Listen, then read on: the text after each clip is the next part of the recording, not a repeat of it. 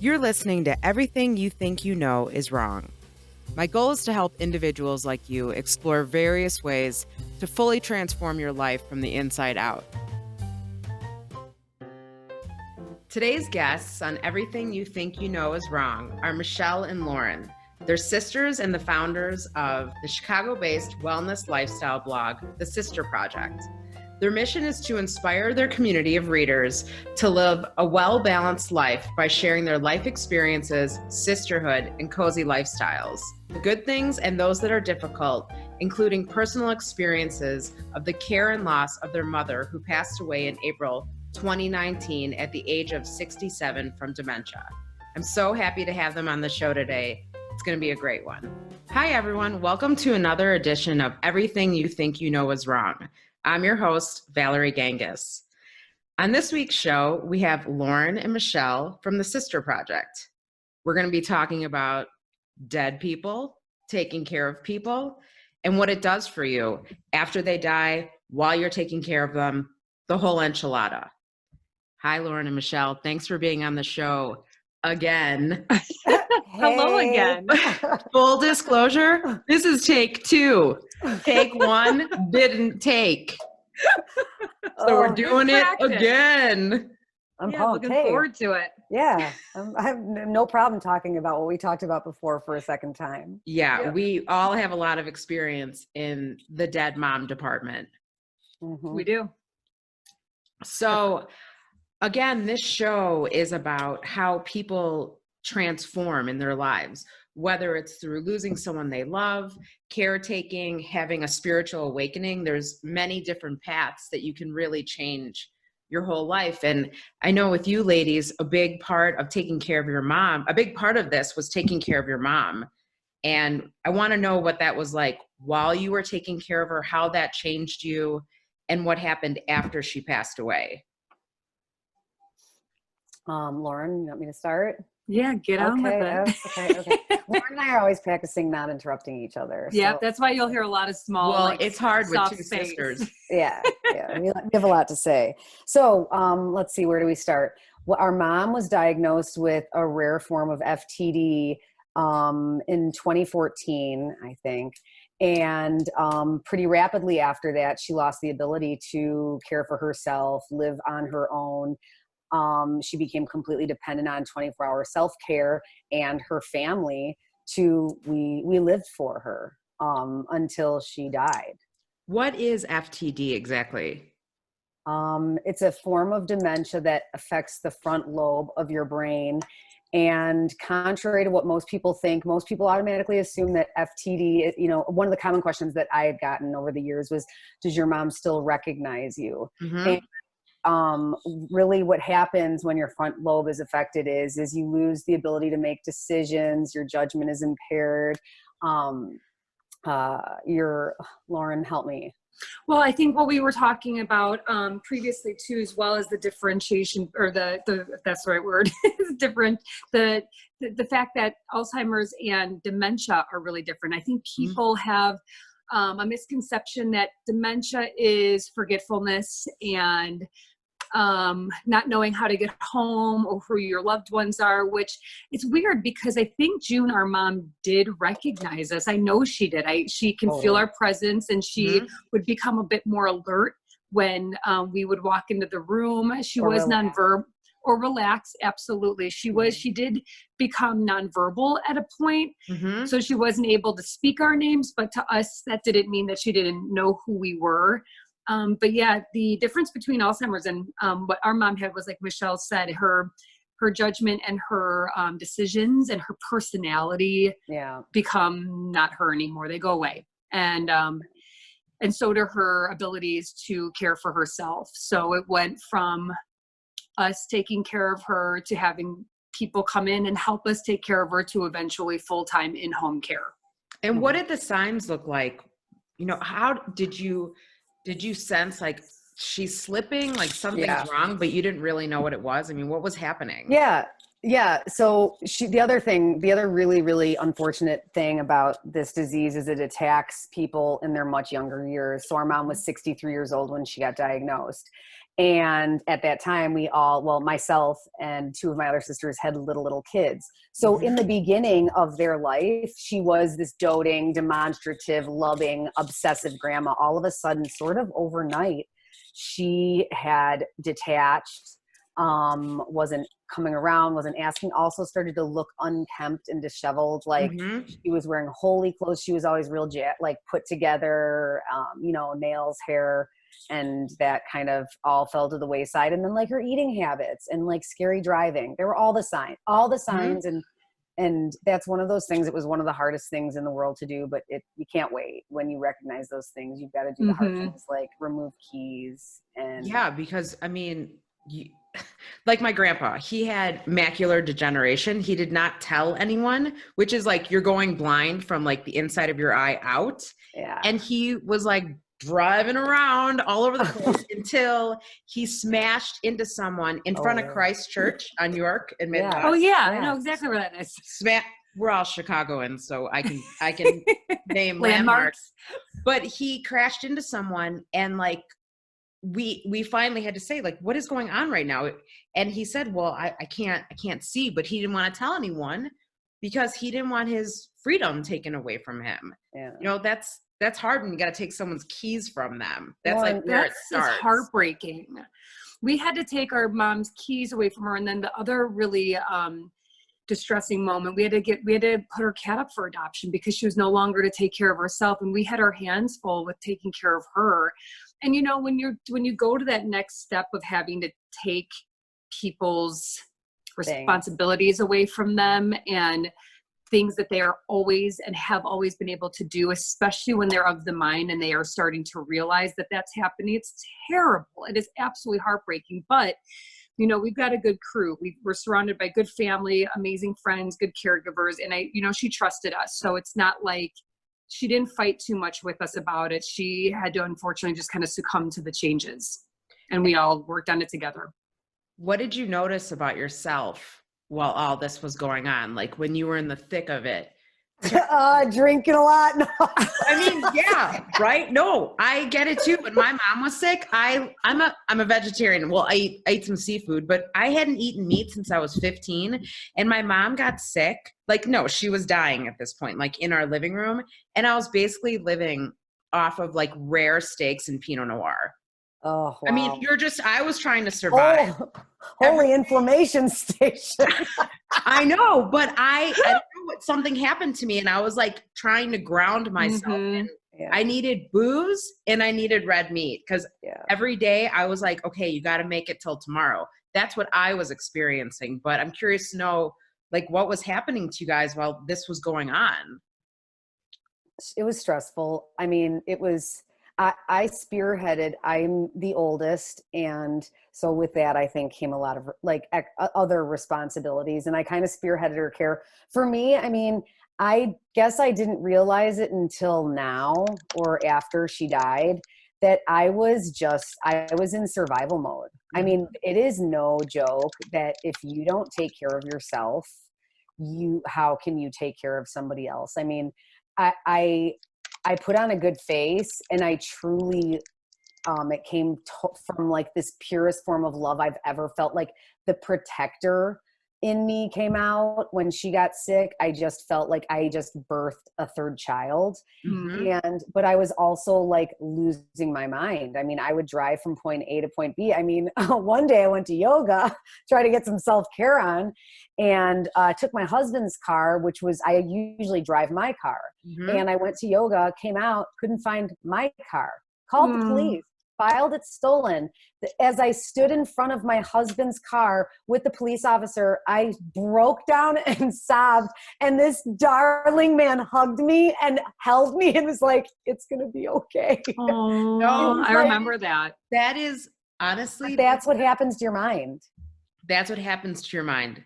I remember my mom like could no longer walk, and I was like, I got to go out and take a run. And when I say run, I was like sprinting down Sheffield. And what did I do? I hit a manhole and destroyed my ankle because I was like not in my right mind. And then I was like, well, I guess I'm going to be in a wheelchair and she's going to be in a wheelchair. And that's how we're going to roll. Because you're like a mess. Literally. literally, because you're crazy. It's almost out of body. Yeah. Yeah, it is. Cause it's like the nightmare that never ends. It's Groundhog's Day. You wake up and it's like, okay, here we go again. Now what's going to happen? But for you, I mean, I knew my mom had cancer. I knew she was dying. Like this is where we were at. But for you, it was a very long, drawn out process. Yeah, and I think it was the fear of the unknown, because our mom was going to eventually lose her ability to speak. And what if she got sick, or what if she was in pain, which she was. There were times when she did have like a urinary tract infection. And, I mean, those were the things I think that caused so much angst in me, as I was just wanted to make sure that she was like comfortable, Of course. So now fast forward, you have the caretakers. You guys are all taking good care of her. You have another sister. So there was 3 of you in your family. There's 2 others. There's 5. Sisters. Well, yeah. There's I 4 don't know girls and a about that boy. other sister. Yeah. There's 2 sisters more and our youngest brother. So there's a total of 5 of us. Yeah. I did not know there was a whole Brady Brunch crew. Yeah, girl. That's right. We're like the Partridge Family. I did not know that. I'm the oldest, and our sister Nicole is between Lauren and I. Okay. And then, we have another sister, Andrea, who's the 4th, and then our brother is the youngest. And okay, so was everyone pitching in? And yeah, everybody, listen, this is what I learned about this whole process is everybody goes through this experience in their own way. Mm-hmm. And I did it my way and my siblings did it their way. And everybody can, like, if somebody was the one that did like the manicures or her makeup for something, or the shitty bullshit job that like we all did that, but it was a full group effort, but it took towards the end, it was all hands on deck. Yeah. And I think to piggyback off of that, just like Michelle said, and later if we talk about grief, it's the same thing. Everyone goes through it differently and at a different pace. There's a lot when you're accepting the fact that you're going to lose your mom, although she's going to stay alive, you're going to lose her. And what I started to have severe anxiety, and I started self-medicating with Xanax and wine because I just wanted to sleep and not worry at night. And it was, it worked famously, but at the same time, I was like, this is not normal and nor is it healthy. So I finally did go and I found a great therapist and I was like, I need some help. And he is the one that really helped me navigate away from self-medication and to self-meditation.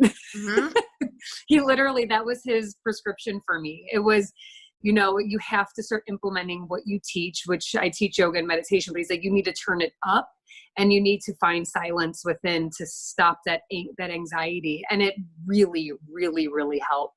You found a really good therapist. He was amazing. He is amazing. Yes. If anyone needs his name and number, just give me a jingle. Yeah, that was some good advice because that's what saved me, meditating and finding that silence within me because it was so loud. Everything was so crazy being in hospitals and having so much chaos around me for years and years and years. Yeah. When I finally had some silence, it was like everything settled down.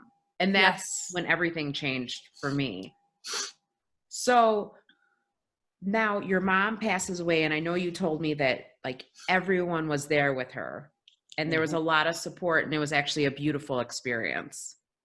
Yeah, it was like a living wake, like very much so like a living wake for like 3 days. So it was very tribal too. Like it was very tribal. Yeah, I think there was like a guy there, our uncle. There were a couple. Oh, and our brother, of course. Our brother. But it was very tribal. It was very like a lot of females and a lot of supporting June in her journey to her next stage. I mean, there was a lot of like encouragement saying like, June, you've got this.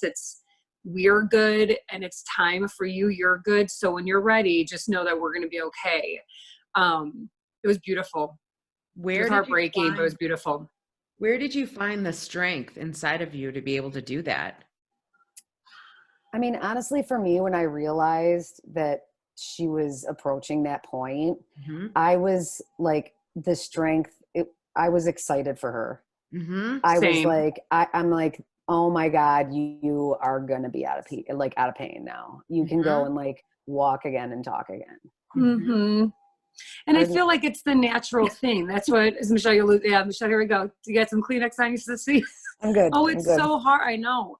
No, but that is like an enlightened way of looking at it, and it's really hard.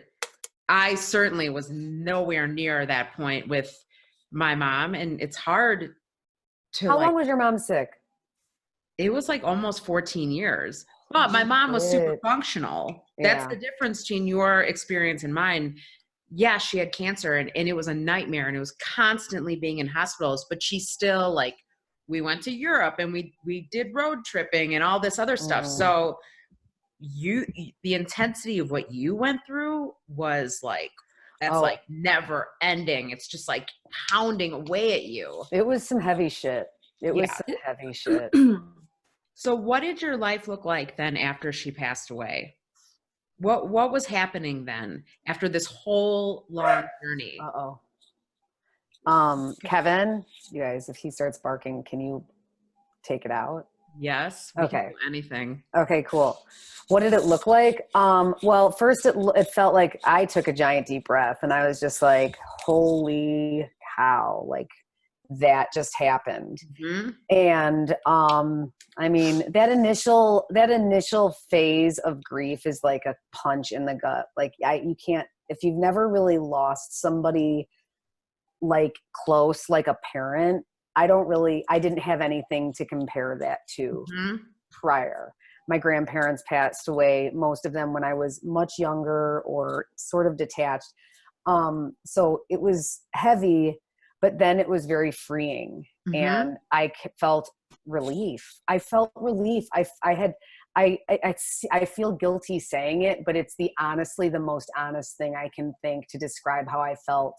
I felt like I could just like sleep again and be present with my family and drive from point A to point E and know how the fuck I got know what car you are driving.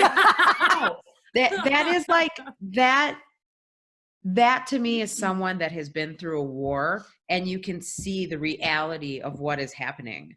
And why wouldn't you want your mom to be in a better place? I mean, there was too much suffering going on there. So I don't see that as being selfish or anything like that. I see it as being so strong that you can say like, thank God that this is over for her. Mm-hmm.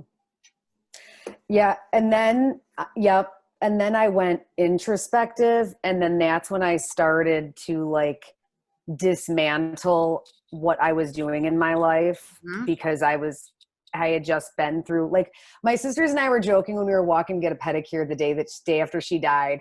We were like joking, we're like limping in, we're like, people don't know. No, that's the day before that was the day before she died. The day before she died. People don't know. People would ask us how our day was and we'd be like, you don't know, you know. That's right. But after she had passed and some time had passed for me, I was like, you know what? Life is precious and I'm going to make some changes in my own life now because we need to just do us.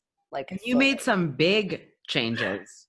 I'm really sorry. Yes, I did. Kevin, I made some huge changes.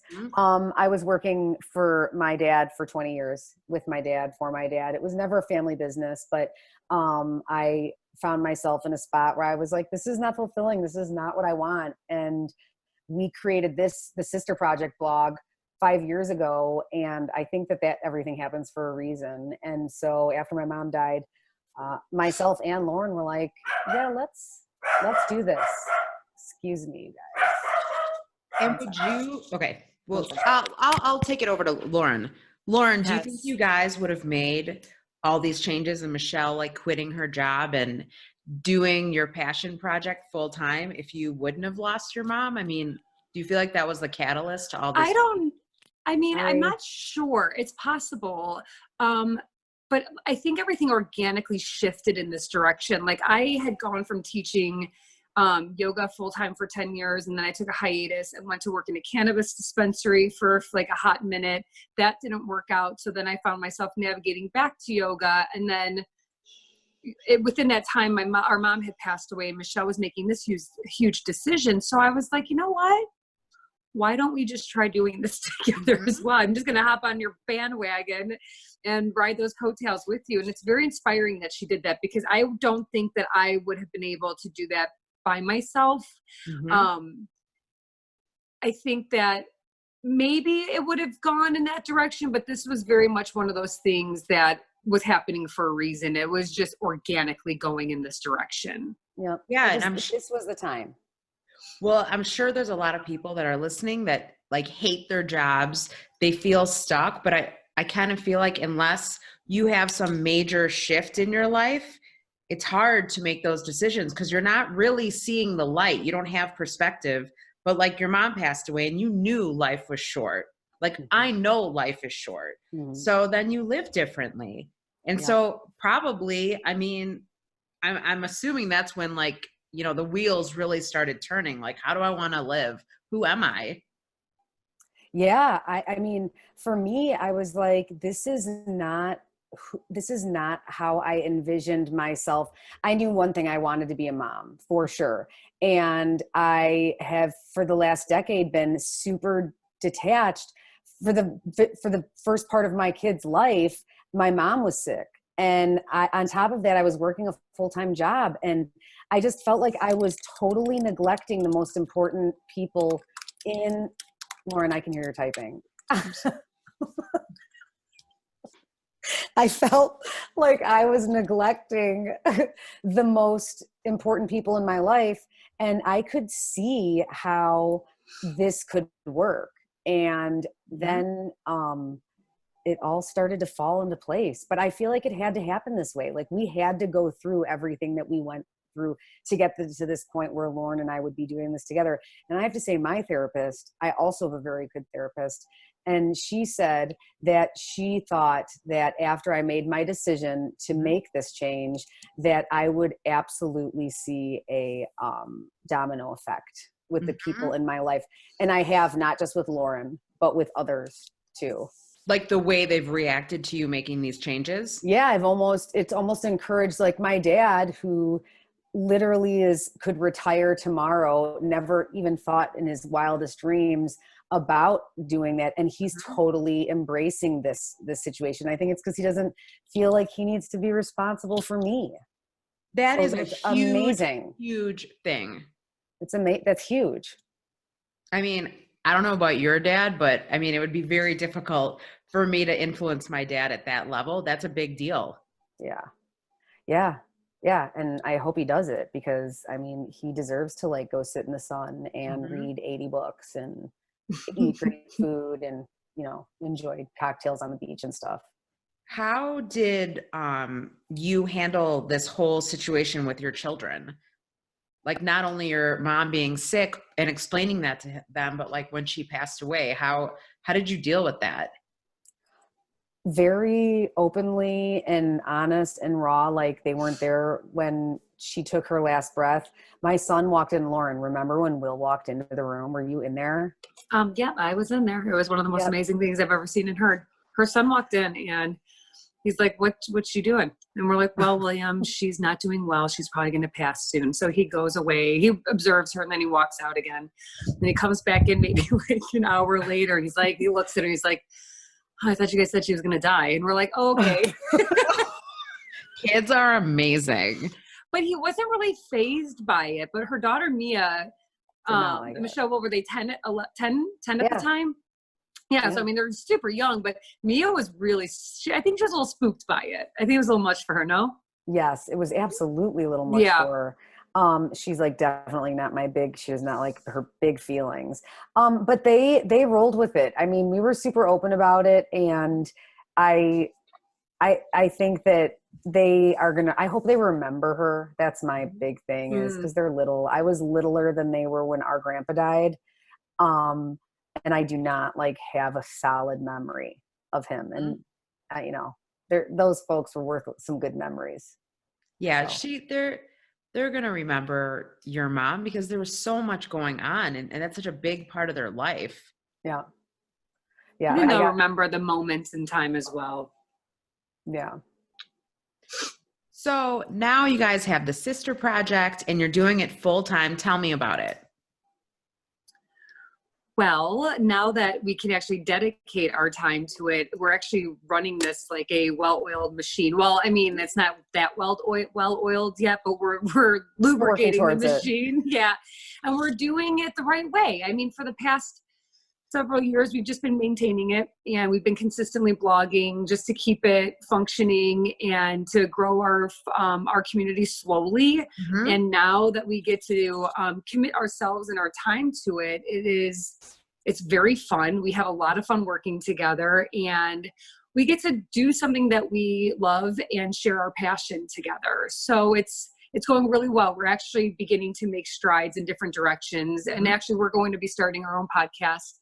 It's in the making as we speak. So that will be coming out soon, and we'll see where it takes us. We don't know. I mean, this is like a little new exploration for us. And what are you utilizing what we've created and seeing what happens? Well, first of all, it's awesome what you've created. I always feel excited when you guys like put something out that's new, or I want to know what you're doing, and I want to know what products you're using and where you're going. Your trips are fun. I mean, like everything cool, really organic and cozy. And I know you guys are super into hygge. Yes, we are. No, but so am I. I mean, I love it. I'm just in it like quietly, but it's so like that cozy way of living. I feel like we all need that because the world is so batshit crazy. Yes. Yeah. That to come home or like share moments with friends and family and cook a good meal and like calm the fuck down. We do. Because everyone is bonkers. It's true. That's the thing is everybody, like I don't know one person, like who do we know that's like, oh, I hate cozy. Like we all love to be cozy. You know what I'm saying? Now we just have a word to attach to it. Right. And you're able to describe it for other people. I mean, you've helped me a lot. I know I've ordered a bunch of books because of you guys and really thought about how I want my house to feel and what kind of food I want to be eating and thinking about like slowing it down. I always talk about slow living, but it's really like spending time with people you love and actually enjoying your life, which I think goes back to the process that we've all been through of taking care of loved ones that are sick and then passing away. You all of a sudden, when that happens to you, you separate yourself from the herd. You have experienced something that's so intense and so life-changing that of course you're going to go in a different direction and actually see what life is really about. If you've never had anything happen to you, then you kind of like are on autopilot. I think one of the other cool things about what you just said though is when you do lose somebody, what you do after they're gone is kind of recreate moments that connect you to them, which is what hygge is all about, which is really about creating a moment. It's that feeling that you get when you, like, for example, yesterday I made my mom's meatball recipe. And I watched the whole video and was like, it was so, it looked, my mouth was watering when you were like putting the onions in the pan and putting the meatballs in the flour. I was like, yummer. and they were yummy. It looked good. And then like, after I was done, I felt like, I don't know, there was something about that. And then I kid you not, I lit my fireplace and curled up with a book and I was almost in heaven. My kids were super annoying, so it was difficult, but I really was angling for the most hygge moment. Sometimes good effort. Sounds like a strong effort. It's good for your nervous system. And I know you guys always talk about CBD oil and yoga and therapy, and it's like, we need these things if we're going to live in this whacked out world to survive and thrive. Yeah, I think it's about just putting forth your best effort, you know, like everything in moderation, but like just trying your best to live. You know, what's that? You know, that saying, like, I'm living my best life. It's like, that's exactly what we're doing, but we're implementing as much as we can to live a healthy, balanced life. Yeah. And then, you know, some days we get drunker than other weekends. It happens. And then you make up for it and you do some TLC the following days. But it's just about TLC. Did I say T? Which one did I say? Don't go chasing waterfalls. You doing TLC? Oh, you're talking about relaxation. I don't even, at this point, I may have said THC. You didn't. You said TLC. You did. You said TLC. Okay, good. Well, and sometimes THC is involved in the TLC. So in any case, Whatever it takes. yeah, exactly. But I think that's exactly what, even for hygge, for me, like my hygge is like, or my like moment of being present. I freaking love just being outside in nature. Like there's those, the forest preserves over in LaGrange near Oak Brook, and just walking through there is so peaceful. And it really grounds me. I don't know if you're into like forest baths. Have you ever done one of those? Well, I've never done a You forest can bath. do it anytime. No, but those exact woods that you're talking about, Yeah. when my brother was sick, my dad had to move to Manhattan with him because he had to go in the hospital out in New York. And my dad asked me to stay at the house and take care of my grandma who had dementia, look after her, go there every day. And I walked through those woods, Fullersburg, for like Love at those. least 3 hours a day. Yeah. It was like, it was keeping me alive. The Yeah, trees it's were soothing. actually feeding my soul. So Yeah. like, I understand that. Yeah, forest bathing is very real. I think it's very cleansing and it's grounding. It's for me, that's like that's anytime I could get out in nature, whether it's literally in the middle of the woods with snow or next to a beach, that's my jam. But forest bathing is what exactly? Well, it's like forest bathing is basically walking amongst the trees in nature, and it doesn't have to be, it could be the forest preserve that we're talking about. It could be a walk through the park, but it really does help with a more condensed version of forestry around you. Mm-hmm. And what I do is I implement like a walking meditation where it takes a lot of effort, but it's to be very, very mindful. So like I incorporate your steps, like not like counting your steps, but feeling your steps meet the earth, as well as incorporating your vision and your hearing and then your breathing. So it's like kind of a trifecta of mindfulness. And it's like a nature bath where you're just kind of being really aware of the noises and the animals. Like the other day I did it by my mom's house, and I had a really incredible moment. I decided not to listen to my podcast and really kind of embrace my walk.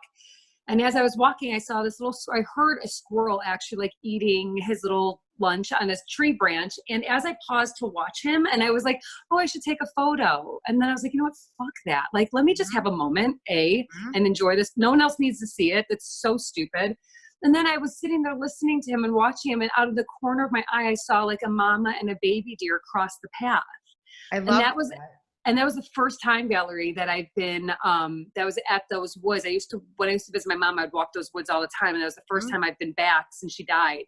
And I thought that was really beautiful just to have that little mom and baby deer pass by. I would have missed it. I would have missed it if I had my earbuds in, or if I was on Instagram or something. I would have missed all of that. That makes me want to cry. And I cried so much. Tears I love squirted that. out of my eyes. No, I mean, Lauren, do you that is wear your magic. birthday suit when you do a No. forest bath? I suggest staying fully clothed. You might get arrested. Just Although try it, see what happens. It might be a really remarkable experience. It could be really, really fantastic. Really A good. little naked stroll through the woods. Oh my God. Those you deer guys. would be like, holy shit, look at this lady. So I always ask my guests the same thing. The name of the podcast is If Everything You Think You Know Is Wrong. So after you had all these experiences with your mom and losing her and, shit canning your job and all of that, what did you realize that you always thought you knew that's how it is? And then you realize, no, it's totally the opposite of what I thought it was. You know what? I think that I remember when I was a little kid and I used to think, what would I ever do if my parents died or if I lost my mom? And my daughter just told me recently, she was, thinking, and she was like, Mom, I don't know if I could go on without you. Oh. And I just remember as a little kid thinking that, because your mom is your everything. And I guess I realize that I was wrong, because you certainly can go on. Life does go on. You carry their memories forever. And then in the process, it's life is different. Mm-hmm. It doesn't have to be worse. And in many ways it can be much better. Yeah. Yeah. It encouraged me to make a change. Mm-hmm. So my mom used to always say to me, like, because we had so many people die in our family, and she'd be like, Val, life is for the living. Like, you gotta keep going on. And I was like, oh yeah, but if I ever lost you, there's no way I could keep going. But you can, and you do. Yeah. And it's a new life, but you kind of step into your power after you feel that much pain. Mm-hmm. It's true. I, on the other hand, underestimated the pain factor. No, it's I brutal. didn't It'll realize destroy you. how powerful it was. I Oh my God. certainly didn't realize the strength that pain and that grief can, the amount of pain that it can induce. I wasn't prepared for it. I don't think anybody is. Mm-hmm. All I can say is that I remember, I can recall vividly the cries in the car, the going to bed. I was going through physical back pain, like it was manifesting itself. So I guess, people say that it won't hit you until a week after. I don't know if anyone ever said that to you, like, oh, you won't really realize the grief, it won't settle in. Well, Yeah, I was always told, like, after the wake and after the funeral, when everyone's gone, that's when it gets real. And it's true. It is. Oh, it's so true. My mom's best friend told me that. And because I was like riding high after she died, you go through those emotions. And then all of a sudden it was like someone encased my body in this black cloud of grief. And it took a minute to get out of it. And I'm still lingering in it at times, but yeah, I'll definitely say that I was wrong about grief. I was not prepared, nor do I think anyone could ever be prepared. So I think that goes for everybody. It hits you like a hurricane. Like tsunami. I'm going to go with a tsunami. Yeah. And you could I never could have dreamt that in my wildest dreams that I would feel that much pain. I knew that I was going to be like extremely sad, but I didn't know I was going to want to like jump off a cliff. I didn't know that. I did not know you could experience that level of pain. No, Valerie, I took a photo of myself. I would leave work and I would literally run to my car just to get inside of it, just to cry. And I took a photo of myself crying so I would never forget. I don't think I ever could, but just so I would never forget what those moments were like. Mm-hmm. Yeah. It's like a visual reminder. Oh, I'll never forget it. Nope. No, sorry. I cried at how sad I was. I'm like, God, I feel bad for me. That was sucked. It does suck. But you know what? There's going to be people listening to this that are going through it like now in the moment. And I know this will help them because I agree through it. And it's like, it's good to hear other people's stories and know that on the other side of that pain, like it really is a new life. It's different, but you've learned so much. And then for me and for you guys, you want to help other people. And that's fulfilling. Yep. I mean, we are all walking each other home. I love that Ram Dass quote because we need each other. We need these stories to just make great it. Quote. That's a great because quote. No one's avoiding that part of life, which is death and grief. So it's like it helps when other people know what it feels like, so you don't feel so alone and lost. Like even if they don't get to say much, because I think the best thing someone can do is just listen to that person who's crying or sad. But even if they can just listen, that they probably, if they've been through it, they know what it feels like, and it sucks, but you'll make it out. That's right. Yep. Well, thanks you guys for being on the show twice. Could we do it again? Third time's a charm. Should we just go out to dinner and record our dinner for fun? Because that's how we know. Please. York Tavern. Please. Valerie, thank you so much for having us. This was a real pleasure. For real. It was fun, as always. It really was. Thanks for making death more approachable for everyone. And sometimes you got to laugh about it. Because I agree. You can't cry all the time. Oh, buckets.